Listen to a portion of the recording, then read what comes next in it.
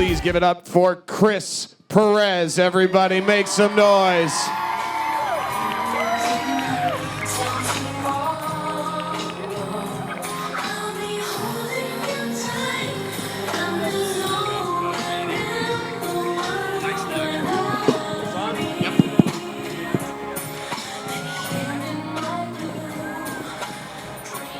What's up, everybody? Chris, I just, first off, just want to say a huge thank you. And obviously the thousands in attendance tonight shows how much we love Selena just like you did. And it's a big honor for you to be here tonight. So thank you. Well, I want to say thank you to everybody that came out. I mean, there's a line of people over there that I've been meeting and taking pictures with and signing things and whatnot. And thanking me for being here.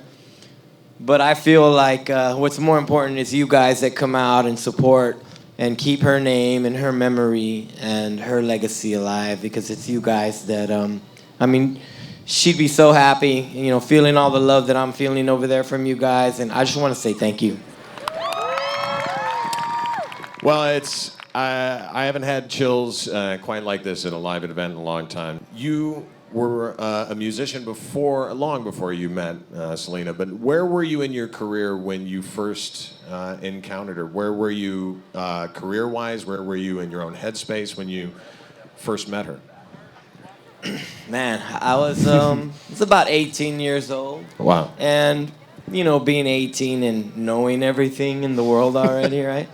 So, it was so, I mean, for lack of a better way to put it, I mean, you know, just not knowing what we were about to embark on. Right. It felt like all the work had already been done, you know, as an 18-year-old. But to go through everything and to have, you know, her by my side, we started the band. You know, it was back in the day. We did shows where, like, sometimes nobody would show up, you know, when we first started out. And give each other the pep talk of, like, all right, there might only be 6 people here, 8 people here, but we're still going to go up. And, you know, we're going to do all 3 sets, and we're going to give it everything that we had. And luckily, everything worked out for us. Every time we went back to that town or that city, there was a lot more people. It just grew and grew from there. Yeah, it was an amazing experience. It was almost like if it took on a life of its own. Right. You know? But it was a lot of hard work that we put into it, and especially her. She took a lot of pride in what she did. It came through in the music. And obviously, so many fans of the film here have probably seen it. The very first time you're introduced in the film, or your character is introduced in the film, it's an audition. It's an action audition scene where you play a riff for her father. Is that something that actually happened? Did you audition to be in the band like that, or?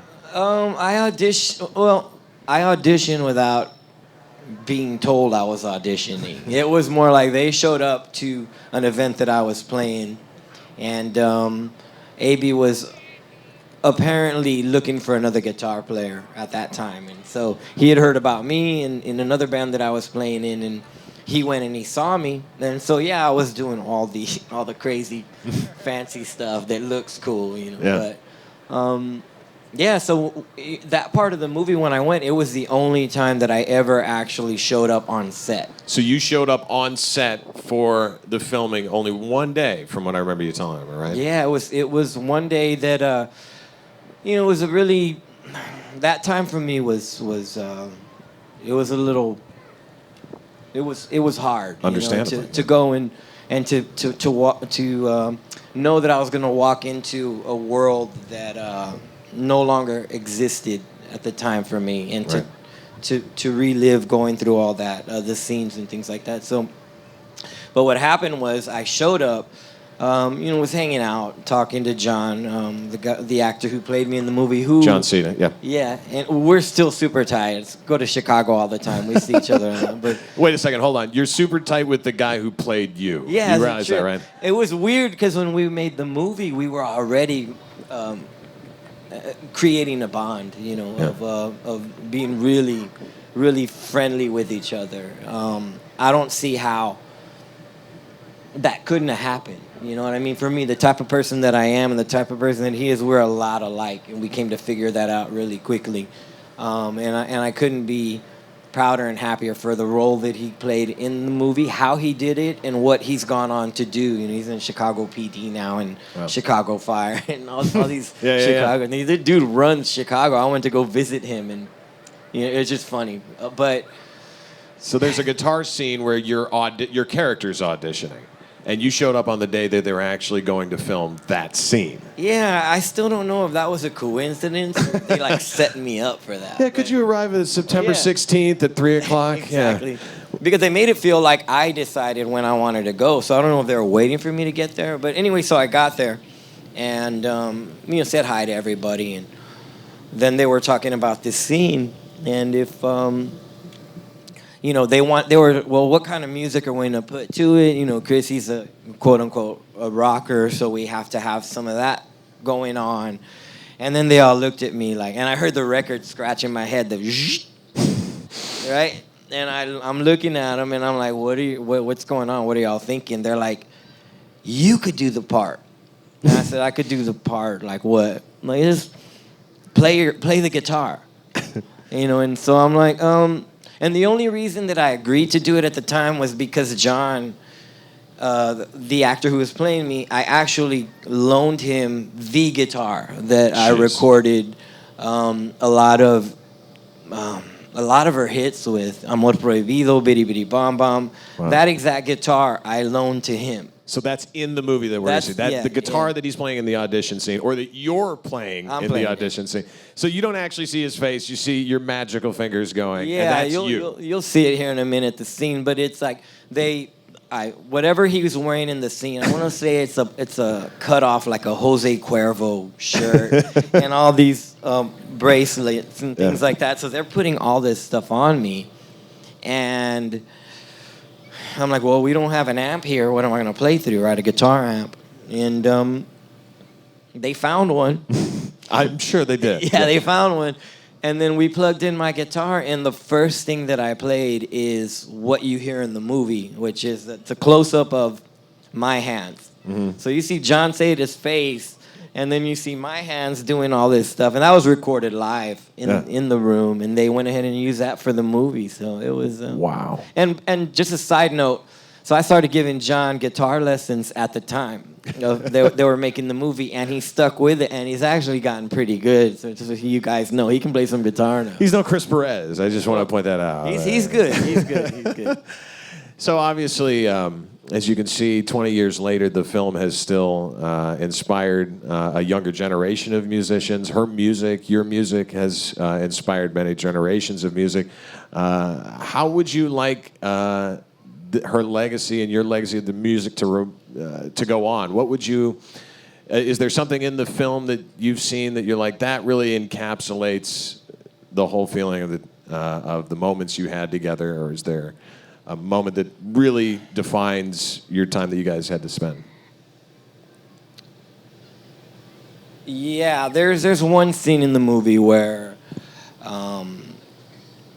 I feel like, it's one thing. I mean, I know not everybody has the opportunity to get a part of their life turned into a movie.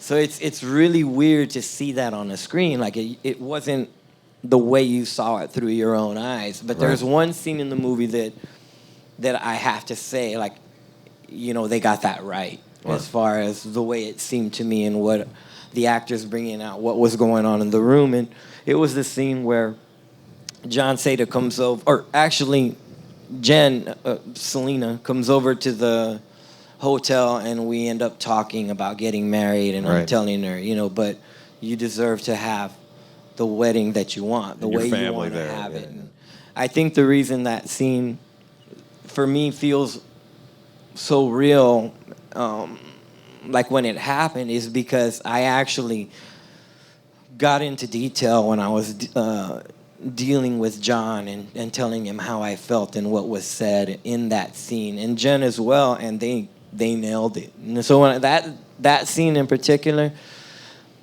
I went to the debut of the movie, the red carpet and everything, but I don't remember any of it. It was almost autopilot. It was super difficult to sit through. And I don't even think I even looked at the screen. I was just kind of sitting there like, and hearing people getting emotional around me. It was a strange thing. It was hard to deal with. So I don't remember that. And I recently watched it. And that was the scene. The day that we decided to kind of run off and get married. That would be the one scene. You asked me to pick one, it would be that one. It is a beautiful scene. It's perfect because in the face of all the popularity and everything going on and all the pressure from her family, you guys still chose to do that out of love, and it truly is a wonderful story. We wanted to do something special because we heard it was your birthday a couple days ago, since we have access to a few thousand people. So we were wondering, guys, can you help me sing happy birthday to Chris, everybody? Can we do that? Okay. It's on 3. 1, 2, 3. Happy birthday to you. Happy birthday to you. Happy birthday, dear Chris. Happy birthday to you. Y'all sound beautiful up here. Thank you. Ah.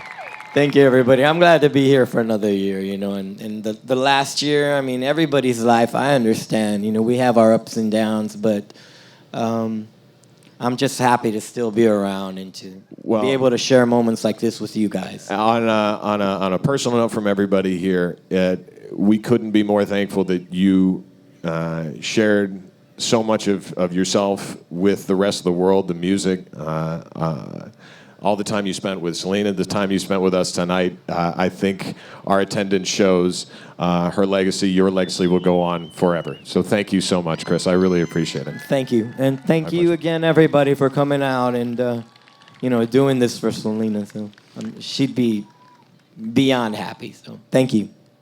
Ladies and gentlemen, it's Chris Perez. Without further ado, the 20th anniversary. Ladies and gentlemen, your film, Selena.